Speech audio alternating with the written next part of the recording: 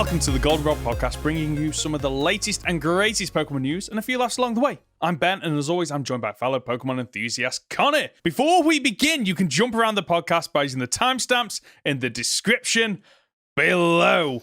Conor, how was your Christmas? Because this episode went live on the 30th, so surely you've had Christmas by now. Well, obviously, we're not at all pre-recording this so that we can have Christmas in peace. No, my Christmas got a little bit more hectic than I thought. I thought I was just going to go up to my dad's and spend some time with family and my nieces and nephews, but I had a friend who was going to be on their own for Christmas, so I ended up coming home to spend some time with them and making Christmas dinner for the first time.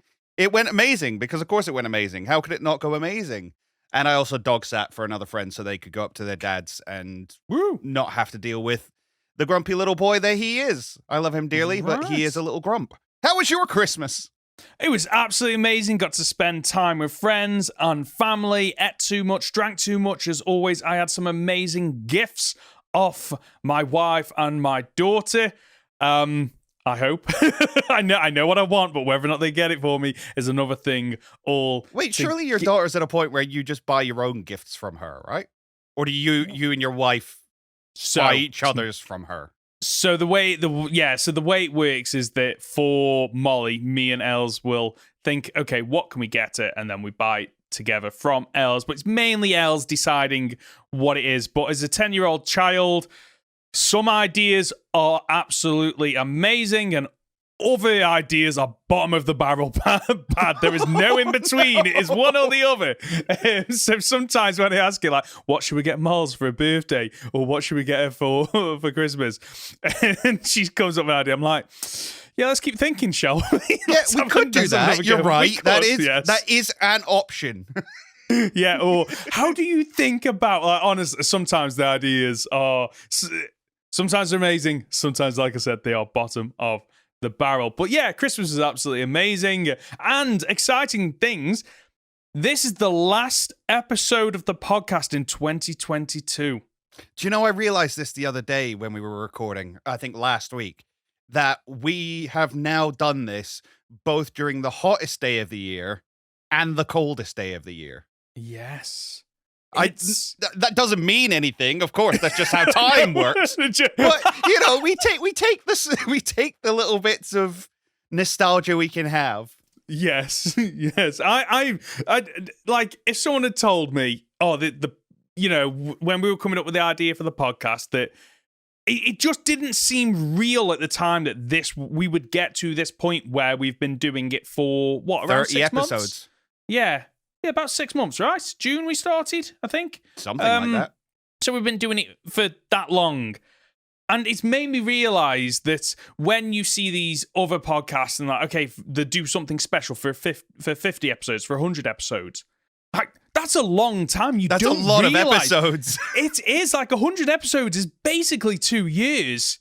Yeah. And I actually can't wait till we get to 50 and 100 episodes, which we will do. We are going to get there. I think the podcast is only going from strength to strength, and like every week there is something to discuss, and we've kind of nailed down the format of the show. And you know what I like about it is we are ourselves. We're different from other Pokemon podcasts that are out there.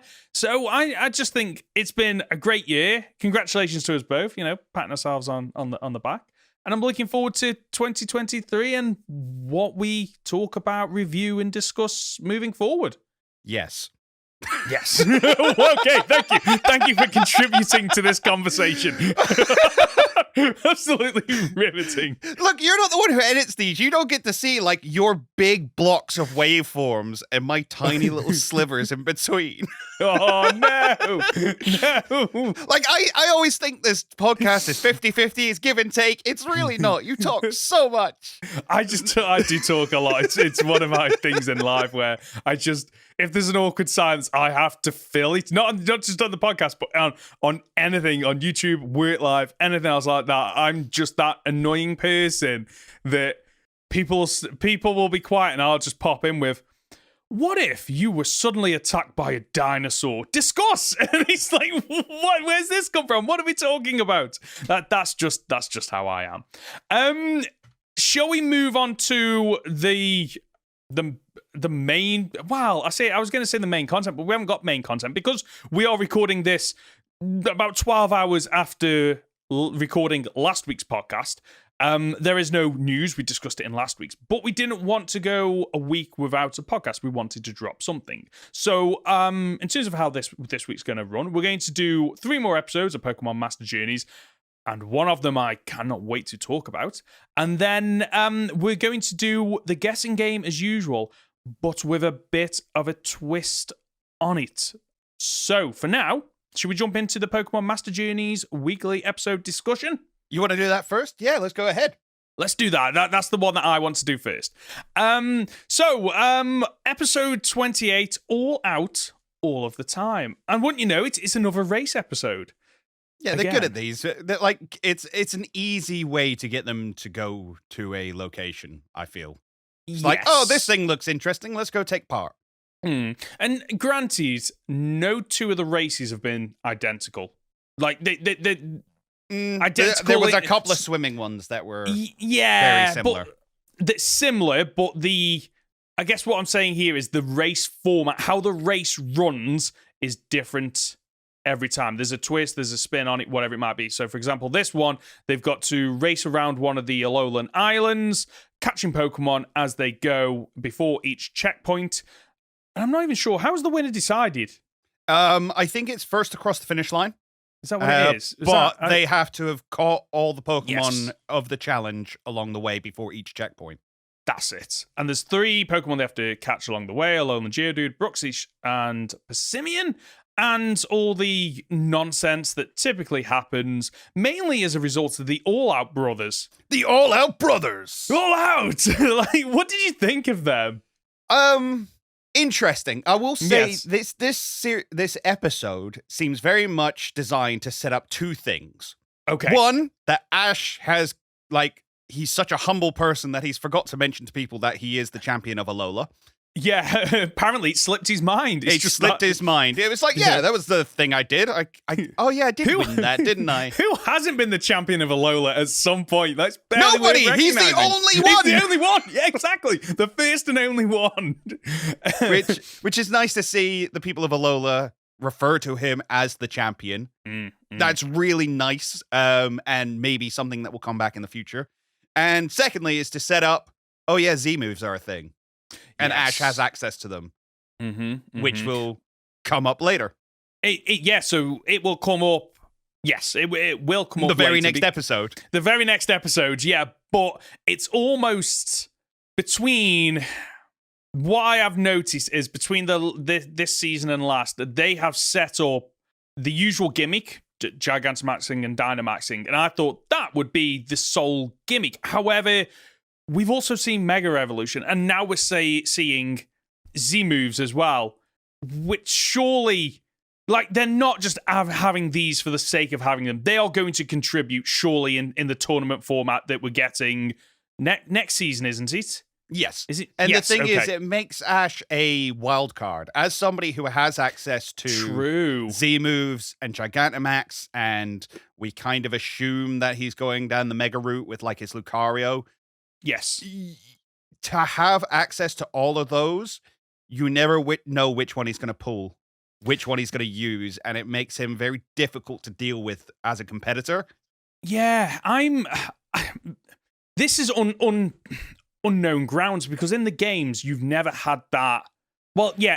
Sorry. Yeah, Sun and Moon, you had access to Megas and Z moves. But you didn't have access to all 3. So it's going to be interesting how they approach that in the anime. Is it a case of you can use one of each? Is it a case, well, you can choose which one of the 3 you use, and if you use it and blow it, that's kind of done and dusted. It's going to be interesting to see where they go, but the thought of potentially a Dynamaxed Pokemon taking on a Mega Pokemon, or taking down a Mega Pokemon with a Z move, I'm all for that, and I'm hoping we get to see that in the future, because I haven't seen past where we're up to now, so I don't know what's coming, and I'm only guessing at what is coming.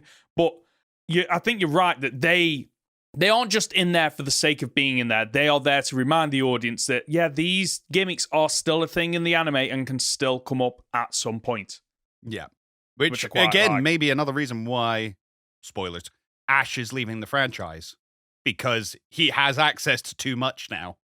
Yeah, like thinking back to last week's episode, it kind of is, what challenge is there for Ash? If you keep him on as the main character, like, unless you find a way to nerf him and do it in a realistic, acceptable way, he's surely, with all the Pokemon he's got, all the, Z crystals, Mega Stones, whatever it might be, he's an absolute powerhouse. So I think maybe that's why. Maybe thinking back to last week's episode, that's why they've kind of decided to can Ash, because where do you go from there? But anyway, we're talking about this week's episode and not the future. So the All Out Brothers are multiple times tried to use a Z move and just Clangorous Scale Soul Scales Clang something like that. I can't remember what it was, but you've got the right words in some kind of format, in some kind of order. But they just can't seem to get it working. And it just causes issues for the team in terms of using it incorrectly. And in the Alolan Geodude case, the boulder just rolls back on them. Against Bruxish, it just misses. It just targets right next to Bruxish, who just looks up like, wait, what are you doing? What just happened? Like, have I missed something? I won't lie. When I saw them use it on the boulder, I was like, that was a little bit underwhelming. Oh, and then Boulder comes in and just uses headbutt and sends the thing flying. I'm like, yes. What's going on here? And it's not until the next time they use it to miss the Bruxish that it's like, yeah, that wasn't a Z move. And I love that it's Ash that turns around to him and is like, guys, that wasn't a Z move. No, that isn't what you thought it was. Because the boulder was even drawn in a way that it looked out of place, as if, okay, I can see the crack lines. I know exactly it's going to hit, and I can tell where the boulder is going to crack. And it didn't happen. It just rolled down the hill. I'm like, okay, something is amiss here. And as we progress through the story, we figure out that the brothers don't seem to be in sync with their Pokemon. Well, it's interesting because they say they're not in sync with their Pokemon. However, the way they depict it is that it's the two of them doing their dance, even though only one of the brothers has the Z Crystal. Mm-hmm.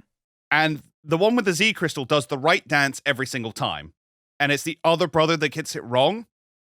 Oh, I missed that. Right. Yeah, so the other brother gets it wrong twice, and it's not till the third time that they use it correctly that they do the exact same move as each other.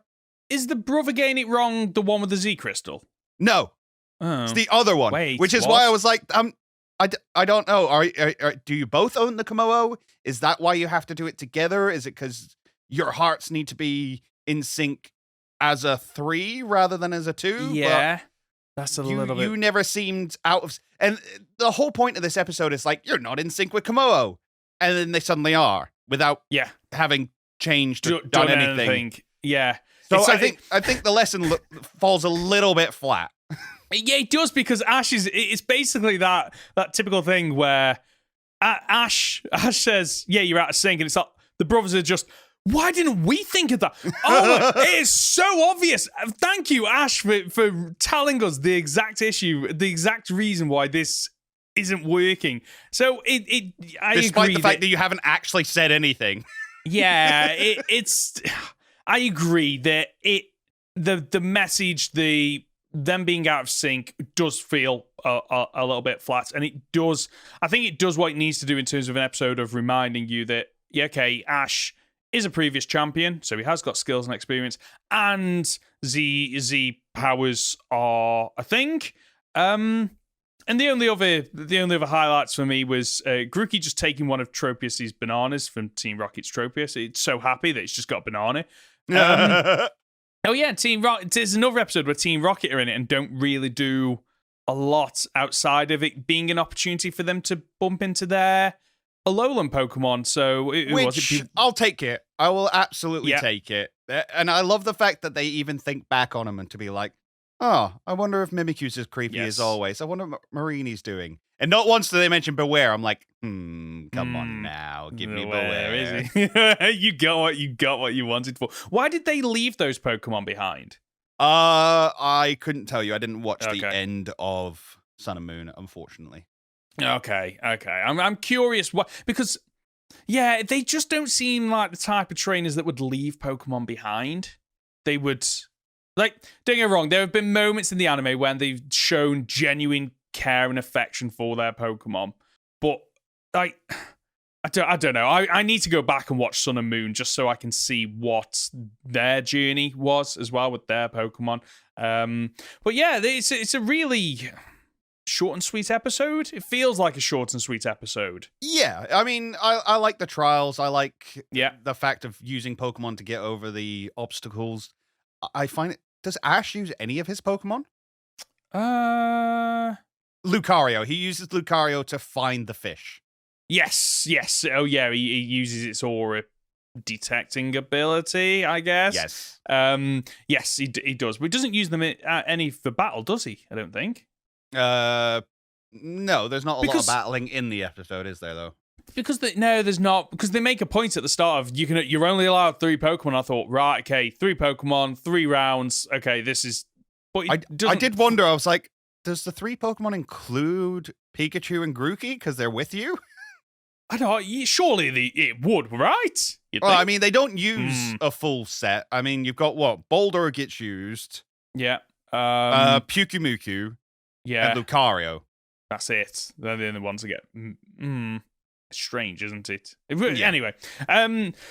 Nice little episode, but I think the highlight for me was at the very end. Ash gets a invitation from the Ultra class to take on Voltner, who is ranked 27, which is like really cool, like addition to the lore here of this whole tournament, which is once you reach the Ultra class, you get like a week's notice. Yeah.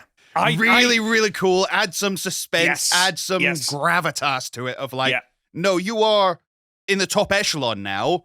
We're gonna, it's like boxing matches almost. You have to actually register and get it signed off and it's so good.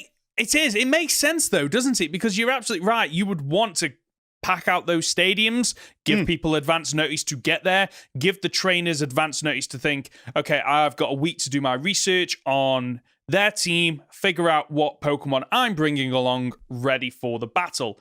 And, like, jumping into the next episode, Voltner brings his A game. Yeah. Like, Voltner comes to this battle with a strategy that I feel on another day would have won him this. And you make a very good point that they've come a long way from, like, just battling on the streets or battling in borrowed gyms. We have a stadium now.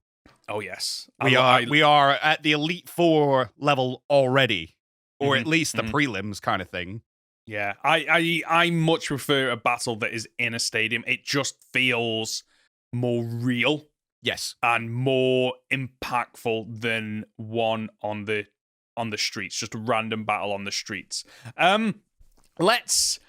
How do you want to handle this recap of the battle? I was originally going to do like a blow by blow, but that's going to take a while. It's going to take massive. So should we just talk about the tactics then? Because I really want to talk about the reason why it's so difficult to do a blow by blow is because Voltner's tactics very much rely on switching out constantly. Switching out, hit and run, sending in a Pokemon to set up or do its job, then pull them back. So he uses it a handful of times where he sets up electric terrain with his Luxray, thank you. Yeah. And then we'll switch out to Pokemon to take advantage of it. Sees Ash switch into Pikachu. Okay, let's go out into Electivire to use Motor Drive.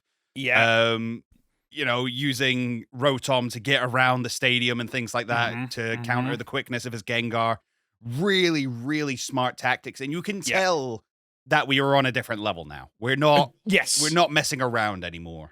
Yeah, it feels so I never watched the series with Voltner in it, so I don't know how that battle went. However, what I have noticed from it's almost like the gym leaders are there as almost milestones where they're not built to be impossible. They are built to be a challenge that you need to overcome. But overcoming them is very possible. Whereas Volkner in this, like, he wants to... We're playing to win. Yes, exactly. So he's going to bring his best Pokemon. He's going to bring his best tactics. He's going to bring, whatever strategy he has to win. And he has an amazing strategy in this. Like, say, he switching Pokemon in and out to the point where, like, the animation where Pikachu is using Thunderbolt on... I think it's the Rotom, isn't it? It's the Rotom. He's already caught in the Electro Web, uses Thunderbolt, and Volkner manages to switch. Yeah. Which I don't think is okay. I don't like that you can just be like, oh, it's caught in Electro Web, better return it. It's like, it almost feels like that would be a move that prevents that. But I understand. Although we also know that it isn't. Like, game yes. logic doesn't suggest that it would be. No. It's just, Feels but yes, the fact that he can switch his Pokemon out and think fast enough that he can outspeed Pikachu using Thunderbolt. Well, he does it again later on. I think he Thunder Waves. Is it Lucario with Thunder Waves? Yes. And then he switches back into Rotom to use Hex, which the commentator even says it deals more damage when a Pokemon is under, a status effect. So yeah, it's just an absolutely fast-paced battle, which the moment this episode started and we were already in the gym, I was happy because this is what I've been wanting for a while now. Just an episode that is Ash-centric, having a battle, showing the world what he's got, and this episode definitely delivered on that. Were you at any point worried that Ash might lose? No. No. Okay. No, not for this one. I couldn't tell you why, if I'm being honest with you. So, I'm in the same... Go on. But, yeah, no, it never struck me as, oh, no, he's in trouble.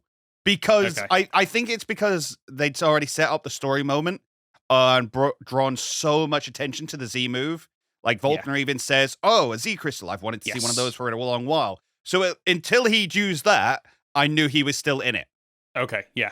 I think, like, for me, I same as you, watching this episode, I thought, I know Ash is going to win this. It's a bygone conclusion that he's going to win this. But I think the show did a very good they did very well to make you believe that actually there is a possibility he could lose, mainly because he's on the back foot for quite a lot of this battle, it feels like, and you can see the strategy that Volkner's got. And I think one of the reasons why I thought he's not going to lose is because he's ranked 99, so he's in that ultra class. I can't see a storyline where he gets knocked back out of that and then has to work his way to up. Get back into it. Yeah, we did that one already. We did it with the great class. Yes, exactly. Like, now that he's rank 64, I think, at the end of this, I could see him losing another one because that wouldn't kick him out of the ultra class. Or the writers could make it so it doesn't kick him out of the ultra class. Like, when you rank 99,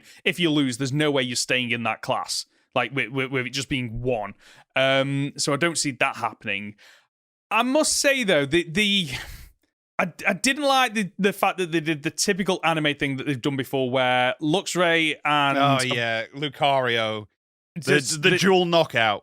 Yeah, the smoke clears. They both stood there, and I was like, okay, great, because they haven't done what I expected them to do, where they both faint.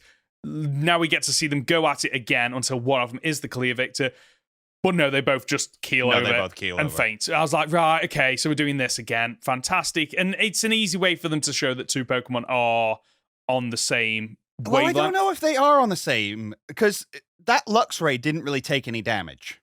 Right. Through the rest of the fight. And that it was already shown that Lucario was basically on its last legs because it already pulled out Reversal. Yes. So I think the fact that, Lucario was able to take down that Luxray, despite the state it was in, it just managed to get up close and use Aura Sphere point blank range. Really, really cool.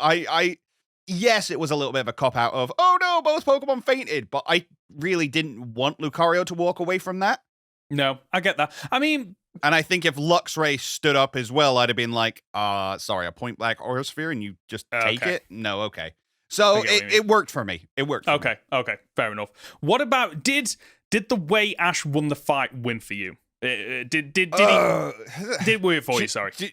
The only thing I had in my head the whole time was the Futurama quote of like, it's like putting too much hot air in a balloon. No, right? Like, yeah, you're right. You are absolutely right. The moment Ash starts to set it up, and what I loved is that I never saw this in Sun and Moon, so I got to see their Z power move 10 million volt tackle or something like that. 10 million volt thunderbolt. That's it. Which look, he doesn't get until right at the very end. Oh, really? Yeah, his Electrium okay. Z transforms into Pekium Z right in the very last battle against Tapu Koko. And yeah, very, very cool moment. Okay, I'm going to have to go back and watch that. I did love the animation, but the moment the Electivire absorb it all! Yeah, I was like, no, I know exactly where this is going. I do feel a little bit... Go on. I love the anime's ability to sometimes include abilities, sometimes not. And then when they do include abilities, they're just like, we're going to play fast and loose with how this actually works. Yes. I could, I'm okay with it being able to absorb it, but I would have preferred it where maybe it backfires and suddenly the Electivire has a massive boost. It's too fast and runs itself into the wall or something stupid. Something like that. Like, it can't sustain itself because it's now too overcharged, and Ash figures out a way to overcome that, potentially. It just feels a bit cheap, in my opinion, that the reason he won is because he had a Z-Power move, which gives him an advantage over Voltner. Like, Voltner didn't bring a gimmick to the battle. And that's why he lost. And Get good, scrub. Yeah, yes. Like, I would feel a little bit wrong. It almost feels like they do play a bit fast and loose with the abilities, like you say, and the gimmicks sometimes. And it feels like, and I think it goes back to what I was saying earlier, that it almost feels like there needed to be, like, they need to establish at the start of the battle, right, what gimmicks have you got? And, like, it could have been a conversation of Voltner just being, oh, he's got a Z power. I'm absolutely fine to continue this battle because I've got a strategy for it. And maybe that then puts Ash on the back foot thinking, okay, I can use this. This is my only shot. But Voltner's obviously got a plan to counter it of some kind. Like, they could. I mean, he did. Played into that. He did. It was Motor Drive. Yeah, well, yeah. But I think he bought the Pokemon to counter Ash's ace. Yes, he did. I just feel like, I think my issue with it is that there's something that can turn the tide of a battle so quickly, it's not even addressed by the rules of the tournament. Does that make sense? Like, yes. I mean, I think it's been we've seen Mega Evolution in the Great Class. Yeah, like we know this is fair game. Ash just happens to have the benefit of traveling so far and having gained so much. True. Maybe I'm just looking at something that isn't there, and it is just a case of, like, if you've got an advantage, you can bring it along with you. Like, if it's part of your strategy, and you've got Mega Stones, I guess because there's probably other trainers out there that bring a Mega Stone and who they're battling against doesn't have any kind of gimmick. So, yeah, I guess. Like, I think as this competition goes on, you're going to see more gimmicks. I think that's how you get into the top class kind of thing. Yeah. Or what was it referred to? Oh, the Masters Cup? Yeah, I think that's the best of the best, which we have been told Cynthia's a part of. I'm looking for... I know that is a... But I had it spoiled who the top 6, I think it is, who the top 8. So I knew who the top 8 trainers are, and I cannot wait to see those battles, because surely that is, by that point when we get into that, there's no filler episodes, right? It is just oh no, is there a load of filler? Oh no, I just want the battles towards the end. Oh great. Right, shall we move on to the next episode? Yes. What was the next one? Detective Drizzile. Right, yes. Okay. Oh, go on. So hold on, I've got to start this. It was late at night and the Pokemon had been asleep for a while, all except one. Mischievous little Drizzile. Oh, and greedy, because all it does is eat. I wasn't expecting it to rhyme, but well done. Thank you very much. Thank you very much. So yeah, so what were you going to say? I had to get in there first, sorry. Yeah, interesting episode. Did you think the Kecleon was talking? When it first happened, it did. I went, right, okay, that's strange. But then, pretty much straight after, I was thinking to myself, yeah, Meowth is the only Pokemon who can talk in the way that humans talk. I don't think they're introducing another one, and if they are, it's definitely not a Kecleon. So I knew something was amok, and then the next morning when the Unova data's gone, I was thinking, okay, a human's behind this with some kind of technology. I mean, my first thought was, it's not actually a Kecleon, it's a robot. Yeah. Yeah. This episode was fine until the last 2 minutes. Oh, okay. So, go on. Why? I'm curious. Right, so for those of you at home, the episode is about this Kecleon that is sneaking into Cerise lab. Drizzile is the only one up at night. It finally finds out that this Kecleon is deleting all of the data that they've gathered. And it's apparently some kid called Gizmo who is going out of his way to destroy Cerise's research in order to build his own competitor to the lab. That's going to be the best lab ever. And the reason he does this is because he's a freaking simp. Oh, Professor Cerise, yes, I just love you so much. I wanted you to notice me. Notice me, senpai. So I deleted everything you own. Yeah, that's the way to do it, isn't it? No. And we forgive him. And you shouldn't. Yeah, you should slap him up the side of his head and send him to prison where he belongs. Wow, it's okay. Scum.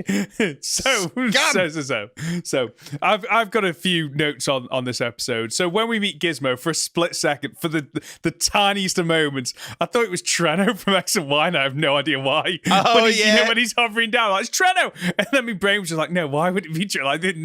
Like nothing makes sense for it to be Treno. Tien, am I? Yeah. So yes, you're right. I'm. See, I'm I did think for a second it was. Oh, what's the electric dude's name from? Yes, Sun and Moon.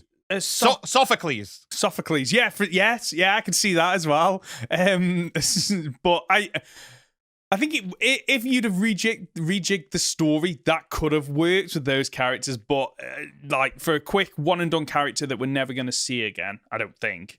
Which is a shame because. I hope not. Well, yeah, I was thinking for towards the end when, it's all revealed he is a simp, and for a moment I did think, okay, is he gonna offer to, okay, well, you're not forgiven until you've worked off your debt, you figure out how to resolve the issue, and then maybe you can start volunteering here instead of me, ratting you into the police.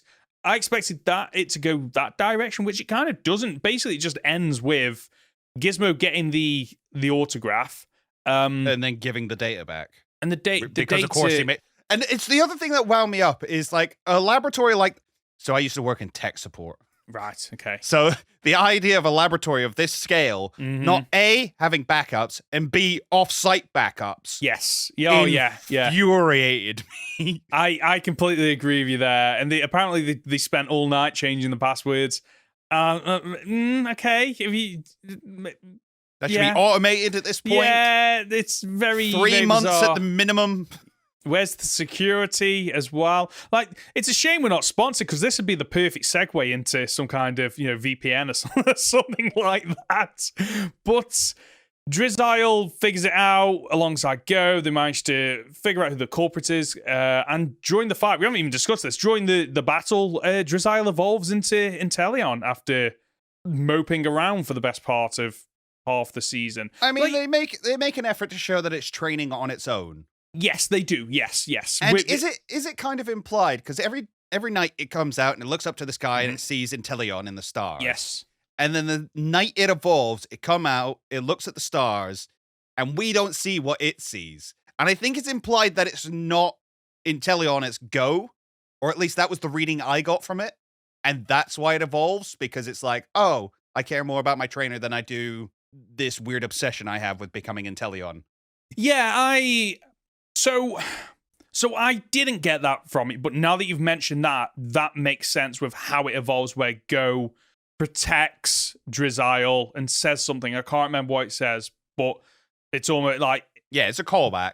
Yeah, Drizzile suddenly looks up and realizes, oh, okay, right, like, you've got my back, I've got your back. And so it's basically the equivalent of anime powering up the friendship and power of love and all that Friendship nonsense. is magic. Friendship is magic, and it does the job, it works. But I love at one point, Ash says, Inteleon's got to be the coolest for sure. Like, is Cinderace just in the Pokeball somewhere going, am I a joke to you? Like, come on. Like, come on. Pikachu's on his shoulder like, Yes! you want to say that again? What? Like, Also, yes, I love that, like, Ash, of all people, is not getting involved in this fight. he isn't. He's just up there, just like, He's out. about to watch Yes. Go get completely ruined by this Kecleon. And he's like, you got this. I support you. I'm with you. Despite the fact I know you can't fight. Yeah, I know, right? It's not even like he's got no Pokemon. As you say, Pikachu is literally just there. Why is Pikachu not jumping into this? Anyway, what did you make of Go's reaction to losing the data? Like, do you think he was overreacting or not? No, I get it, because he's Yeah. a nerd and he equates... And what made me a little bit sad is the fact that he equates the data to his memories of the Pokemon. Yes. And I get it. It's like losing your photos. It's like having your house burned down and like losing all the memories you've had with people. I get that, yes, there is sentimental value in having that. But at no point is it ever brought up of like, no, the data's gone, but your memories still exist. You will carry them forever. Like, I felt like we were building to it and it never happened. Yes, exactly. Yeah, no, that was my point. Was that it just seemed really bizarre how, like you say, like those memories are still, yes, you haven't got the photos, but the memories are still there. But at the end, when it's revealed that the photos are linked to the Pokedex, I was a bit more, oh, okay, I can understand, because behind all those Pokemon he's caught, he's registered in the Pokedex, there are photos that he's taken and he's lost them. So while it doesn't take away from the hurt he feels of losing the data, ultimately those memories are still there. It was just, I feel like there was a message there that wasn't quite delivered right. Agreed. And it's just a bit, and because like, for me, the realization should almost have been, okay, I might not have the photos, but I've still got the memories and the time that I had with those Pokemon. And then the very end is, oh, by the way, we've got your photos back. So, oh, great, I've learned a lesson and I've gotten back what I had stolen from me. Yeah, agreed. Which we didn't get. But yeah, overall, a nice enough episode with some funny moments like the Kecleon falling in love with the Inteleon for some reason. Because big lizard. Big lizards, yeah, it just loves big lizards, apparently. What do you think of Inteleon's design, by the way? I've never been a fan. I think it's too long and too skinny, and it freaks me out a little bit. Yeah, I've come around on it, but only because of the anime. Yeah, that's fair. I remember seeing it in the game for the first time and not quite understanding why. I remember just seeing it going, wait, what? Like, why? But now the more I've seen it and the influences, I get what they were going for, and I think it works a lot better in the anime, especially with it being able to use snipe shot as well. Like, that works really well in the anime. So up next, I guess it's over to Grookey's evolution story over the next... Probably, if we get one. Oh, do you reckon we won't? I don't know. I think Grookey stands on its own as a pre-Evo. I agree. Yeah, it does. It does. I just feel like they've done it for two of them. We're gonna get the complete set, I feel. Okay, well, we'll have to wait and see. We shall see. We shall see. Connor, are you up for playing a game? I am, and this week it's head-to-head. Oh, so we have both given our 5 favorite Pokemon to the opposing player who have come up with 3 Pokedex entries for each of those Pokemon. So it's a 5v5 with 3 Pokedex entries each, and both of us have to spot the one fake entry. Okay. Go first or second? I'll go second. Okay. Wait, does that mean I read out second? You read I don't out know. First. I realized that after I said it. Okay. You read out first. I'll read out first. You read out first. Okay. So the first Pokemon I was given to create a Pokedex entry for was Metagross. Oh, okay. Dex entry number 1. Because the magnetic power of these Pokemon gets stronger in freezing temperatures, Metagross living on snowy mountains are full of energy. Number 2. It uses its incredible psychic ability to fly at speeds of up to 260 miles per hour. And number 3. It firmly pins its prey using its 4 claws and large body. Then, the teeth in its mouth, on its stomach, chew the prey to bits. Whoa, okay. I have no idea which one is which. So the first one was about ice mountain, yeah. Second one was about the speed, and third one was basically something out of a horror film. Yes. Was Metagross in Legends Arceus? Because that almost feels like that Pokedex entry fits really nicely into that. I don't think it was. Okay, I'm going to go with number 3. The correct answer was number 2. Oh, okay. Yeah, apparently Metagross has a mouth on its stomach, and uses it to devour prey when it's pinned them down. Gross. I hate it. Yeah, that's not a nice one. Do you know what game that's from, out of curiosity? Sun. Pokemon Sun. Wow. Oh, the entries did get a bit darker in that game, didn't they? So that's good to know. Okay, your first Pokemon is Totodile. Pokedex entry number 1. It's a small but rough and tough. It won't hesitate to take a bite out of anything that moves. Pokedex entry number 2. Despite the smallness of its body, Totodile's jaws are very powerful. While the Pokemon may think it's just playfully nipping, its bite has enough power to cause serious injury. And the third and final Pokedex entry, little but feisty, the first thing this Pokemon will do when they see something new is to latch onto it with their powerful jaws. The second one sounded like something you would write, like it sounded in your writing voice. Okay, yeah. But the first one sounded a little bit... I'm going to go with the first one. Small, rough, and tough. No, it was number 3, I'm afraid. It was number 3. Oh, okay. 3. Fair enough. Thank you. Oh, so it's all square. All square. Who's going to win? Who's going to win? Leave your guesses in the comments below if you're watching on YouTube. And if you're watching on Spotify, rate this video however you rate it on Spotify. Yes, do it. Rate it. Rate the podcast. Number 2. Goomy. No. The weakest dragon-type Pokemon. It lives in damp, shady places, so its body doesn't dry out. Dex entry number 2. It's covered in a slimy membrane that makes any punches or kicks slide off it harmlessly. And number 3. It lacks any bones in its squishy body, allowing Goomy to deflate its body completely. Oh, wow. Okay, so I don't think it's number 1. I swear I've read somewhere or I've heard somewhere about it being known as the weakest dragon. The second Pokedex entry started with me thinking it was a correct one because it said about the slimy membrane. Or what? Yeah, which again I've heard, but the second half of the Pokedex just doesn't seem. There's something about that second half of the Pokedex entry. Can you read what was the second half of that entry? It's covered in a slimy membrane that makes any punches or kicks slide off it harmlessly. Okay, and then remind me again what the third one was, please. It lacks any bones in its squishy body, That's it. allowing Goomy to deflate its body completely. Okay. Oh, this is a. See, I'm tossing up between 2 and 3, and it's probably 1. I'm gonna go with number 3. It was indeed number 3. Oh, okay. I also read number 2 and I was like, that doesn't sound like a thing anybody would write. No. Punches and kicks slide off it. Yeah, exactly. Who's trying that? You just got Professor 8 going, right, okay, just try and boot it again for me, please. Like, what? I assume it's Pokemon doing it, but like, very specific. Yeah. So, your second Pokemon is Umbreon. So, Pokedex entry number 1. Only trainers with a strong bond with their Pokemon can obtain an Umbreon. Its caring nature takes many people by surprise. Pokedex entry number 2. When agitated, this Pokemon protects itself by spraying poisonous sweat from its pores.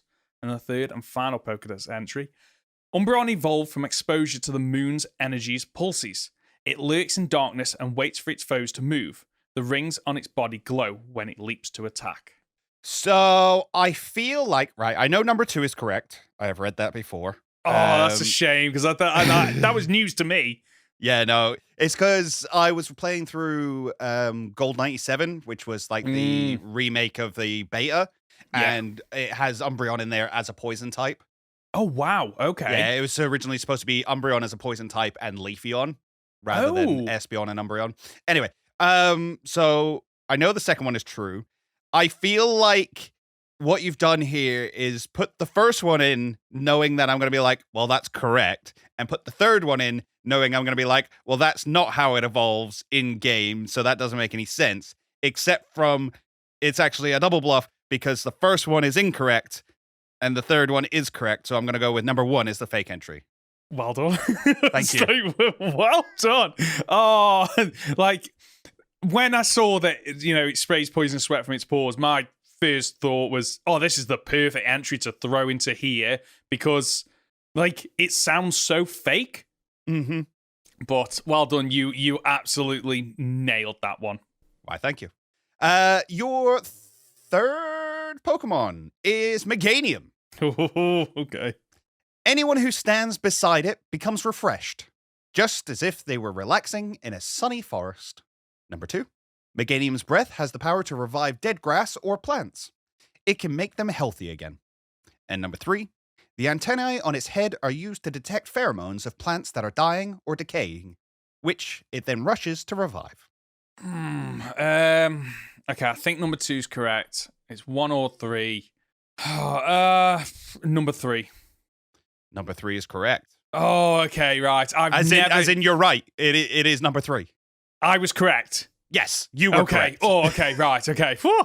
So the only reason I brought that up is because I have never read anything about its antennae, but I know that typically when I do these fake entries, like if there's a body part that isn't referenced in the Pokedex, I typically pick that for a fake Pokedex entry. Mm-hmm. So I was kind of hoping that was the case. So, what's a shame as well is we've had Meganium on this challenge before. We have, haven't we? Yeah. Because it showed up in one of the episodes. So I read through a couple of them. I was like, oh yeah, I remember him reading that one to me. Okay, let's look for a different one. Okay. Oh, so we're not going to do Meganium for a while then. Okay, right. So it's 2-1? 2-1. No, 2-1. Yep, right. 2-1 to you, but you're one ahead of me, so. Oh, okay. So, the next Pokemon is Yamper. Yay. This Pokemon is very popular as a herding dog in the Galar region. As it runs, it generates electricity from the base of its tail. Second Pokedex entry. This gluttonous Pokemon only assists people with their work because it wants treats. As it runs, it crackles with electricity. And the third and final Pokedex entry. It prefers to lounge around all day. If it doesn't exercise often, static will build up in its fur and zap anyone who touches it. Can you read that third one again for me? Yes. It prefers to lounge around all day. If it doesn't exercise often, static will build up in its fur and zap anyone who touches it.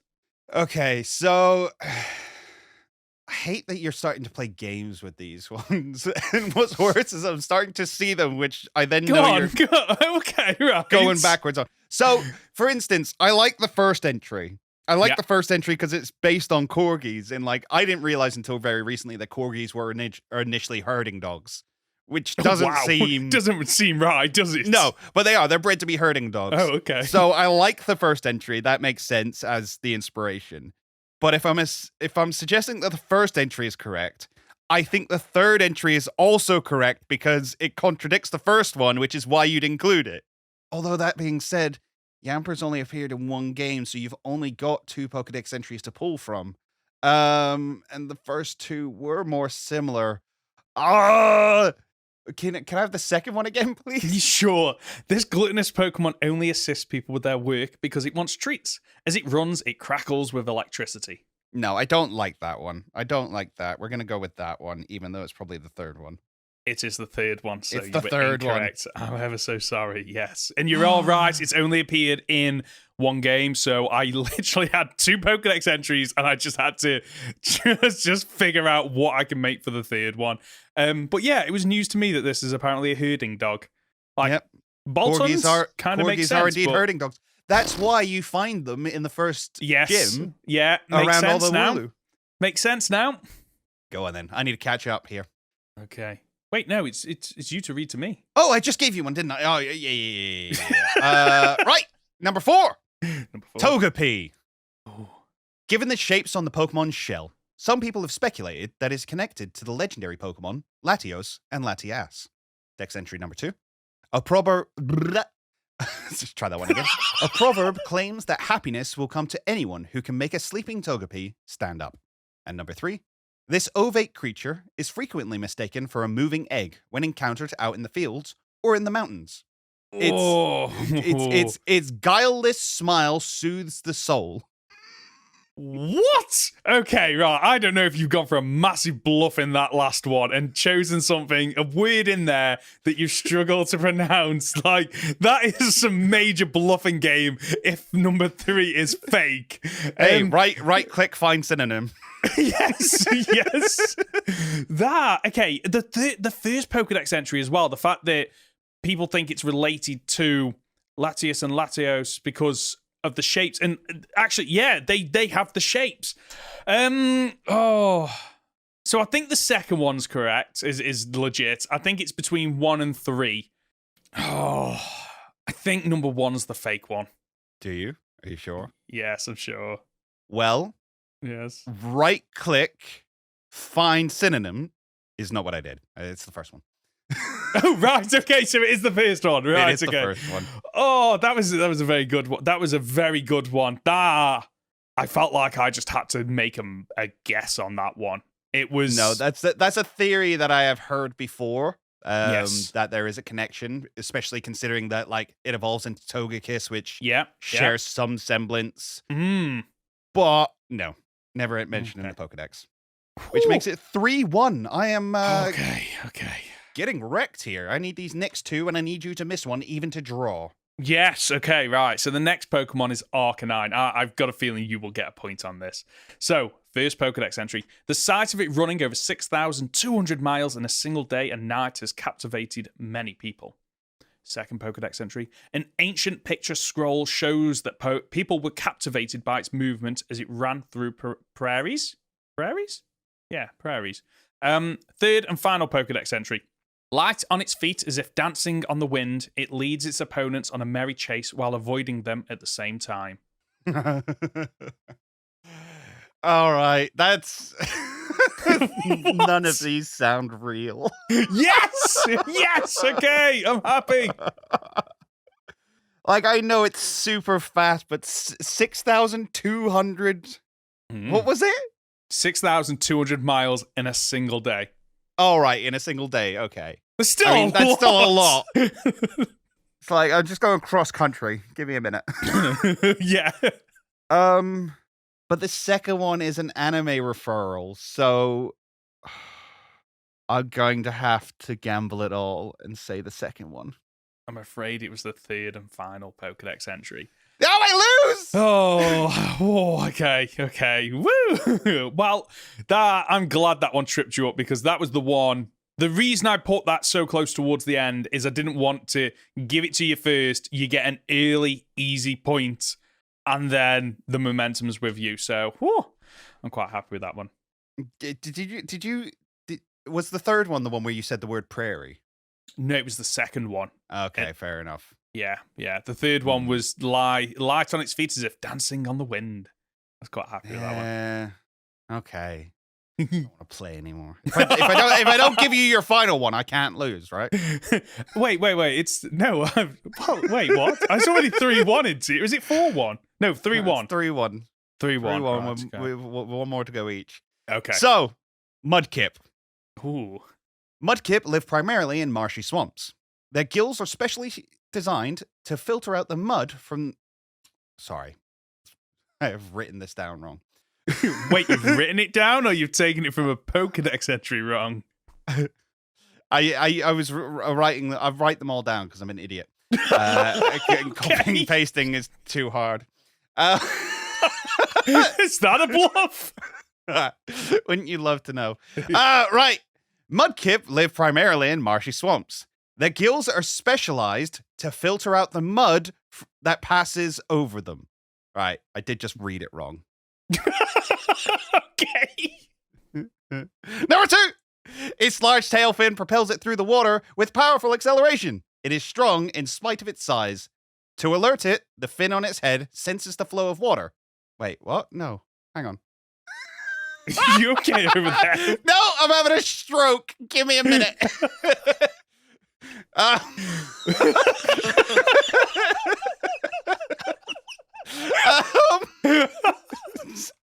copy and pasted that one wrong. I wrote that one down wrong. That's what I mean. No, okay, right. That is a different line. Right, okay. Wait, so we've actually hit 2 and 3. Okay, hang on. Right, okay. Would you like me to start again? I would, yes, and I'm sure the audience would too. Okay.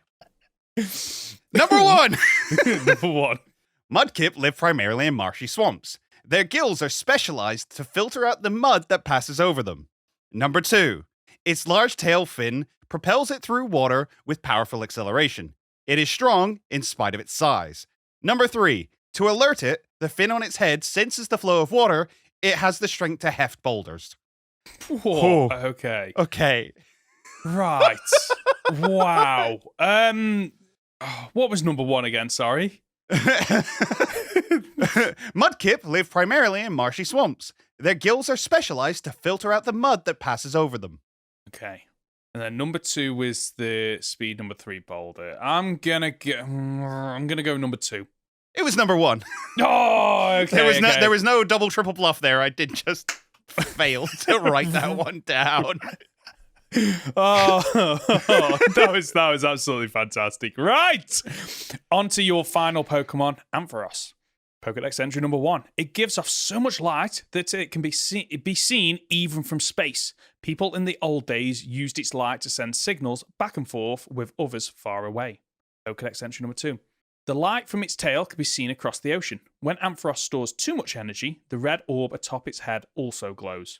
And the third and final Pokedex entry. Ampharos gives off so much light that it can be seen...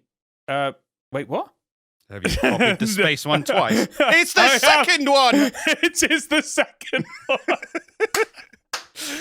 To be fair, that was 50-50, and I love you for it. Thank you very much. You're welcome. But I was going to go with the second one anyway, because you'd already brought up the fact that if it's got a body part that isn't mentioned in a dex, you add it in. So, yes. So, annoyingly, I haven't copy and pasted the first one twice. They are different Pokedex entries, but they're only slightly different. So the first one starts with it gives, the second one starts with Ampharos gives, and then it goes on to people in the old days used the light, but then the way it's written is slightly different. So obviously I've copied a Pokedex entry where they've slightly tweaked it. Is it like a gold onto a heart gold one? Because they did change them slightly. It must be, because I'm looking at them. There are like about 4 or 5 words different. But there you go. Well done. You got, was it 2 in the end? Yeah, the score was 3-2. 3-2. You win. Oh, yay! Right, we will have to do this again at some point because it was an absolute blast. Really enjoyed it. There's no question. I think what we need to do in future is have an audience member or somebody we know put a bunch of these together, and then we do the same ones. Yes. And then we reason and counter reason each other. Oh, I'd love that. I would absolutely love to do that. I think it'd be a load of fun. I absolutely love this guessing game. For me, it's like, for such a small segment, I have so much fun with it. It's always a good laugh. So yeah, definitely we'll have to figure out more stuff that we can do with it. No comments and questions because we're recording so close to the previous episode. But as always, if you've got a comment or question, you can reach us by leaving a comment on our podcast on YouTube, by emailing goldenrodpod@gmail.com, or by leaving it on our Discord channel. In terms of plugs? I don't think we probably have many plugs, will we? Oh, I got one that I didn't do last time, which is I've done a video about the history of Pokeballs. Oh, okay. Which was another collab with Birdkeeper Toby, which I'm super, super proud of this one. Really happy with it. Bit of a longer video. I'll tell you what, one of the best Lewis's is ever edited. Oh, really? Okay. I'm looking forward to that. Stunning work. Oh, brilliant. Right, okay. When's that out? As of day of recording, tomorrow. So a couple of weeks ago. Right, okay. Oh, wow, okay, right. Well, I'm looking forward to watching it. Right. That's the show. I've got no plugs, by the way. And that's the show for this week. If you've gotten this far, you're just a top dollar, aren't you? Connor, where can we find you? You can find me on my YouTube channel at Captain Fidget or on Twitter at CapFidget. And I'm Ben. You can find me as Professor Hoenn Gaming on YouTube and Professor Hoenn on Twitter and Twitch. As for the Goldenrod Podcast, you can find us on the usual platforms. Search for Goldenrod Podcast on YouTube or on your usual podcast app. Leave a like on YouTube or a 5-star review if you're listening as a podcast, especially if you're listening on Spotify. Leave us a nice review. 5-star review minimum, please. Thank you.